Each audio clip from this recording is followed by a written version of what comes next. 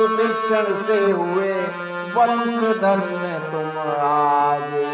तुम अविरल भक्ति स्वयं पाकर मुझको कृतकृत्य बनाते हो, इसलिए आज से ही मेरे सच्चे सेवक कहलाते हो।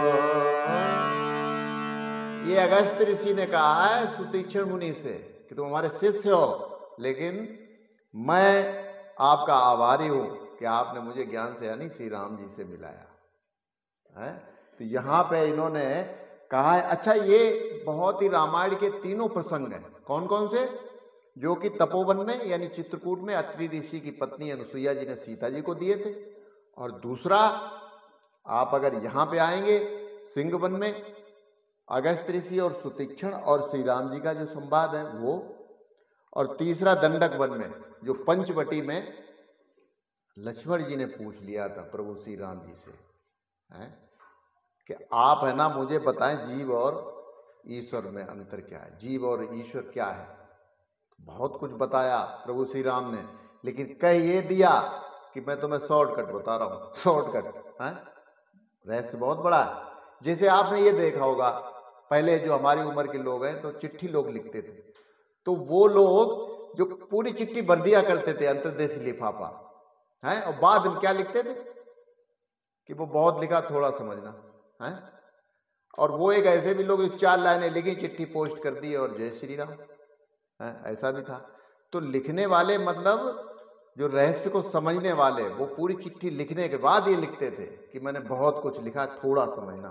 तो बस वही यहाँ पे प्रभु श्री राम जी ने लक्ष्मण जी से कहा है कि मैंने बहुत कुछ, बातें तो बहुत हैं, वास्तव में बहुत है। आप क्या रामचरितमानस होगी आप देख लें, लेकिन उन्होंने सबसे पहले यही कहा कि थोड़े ही माँ सब कहूं बुझाई।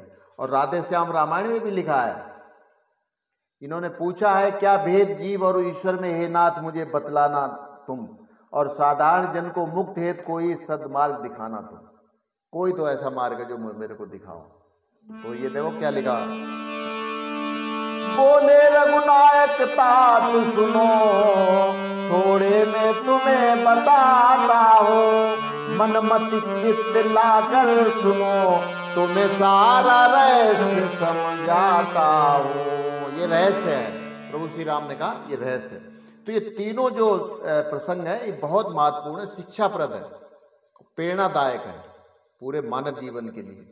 तो इन पे लोग कम फोकस करते हैं, और बाकी पूरी रामायण में कि वे सूप नखा और वो फलाना और वो ये मारा और वो काटा और वो, और मतलब जो अर्थ की चीजें वो कोई ध्यान में फोकस नहीं करना चाहता। जबकि लिखा है इसमें, आप रामचरित पढ़ें मानस रामायण या कोई सी भी रामायण हो, सब में लिखा है। तो फिर अब आगे चलते हैं पंचवटी, जहां पे वैराग्य ने ज्ञान से पूछा था, यानी प्रभु श्री राम से लक्ष्मण जी ने, यानी वैराग्य, उसने सवाल किया था कि माया क्या है और विद्या और अविद्या क्या है, परा क्या है अपरा क्या है, और ईश्वर क्या है जीव क्या है। तो कोशिश करेंगे, हालांकि हम तो कोई छोटे मोटे भजन कर लेते हैं और मैं कोई विद्वान तो हूँ नहीं, ये विद्वानों का काम है, लेकिन जितना हो सकता है संभव तो आप लोगों को हम समझाने की, बताने की जितना आता है उतना प्रयास करने की कोशिश करूंगा। और अब चलते हैं पंचवटी। तब रघुनायक ने मुनि से पूछा, हे देव बताओ कृपा करके, है कहाँ कि मैं निवास करूं निज बंधु सहित मैं जा करके। बोले मुनिराज अहो हे नाथ, आप तीनों लोकों के स्वामी हो, क्या पूछ रहे अनजान बने, जब सबके अंतर्यामी हो। देते हो इस भांति सेवक को सम्मान, क्यों न कहोगे इस तरह हे प्रभु दया निदान। कुछ दूर यहाँ से पंचवटी नामक अति सुंदर स्थल है, बहती है गोदावरी जहाँ कल कल करती निर्मल जल है।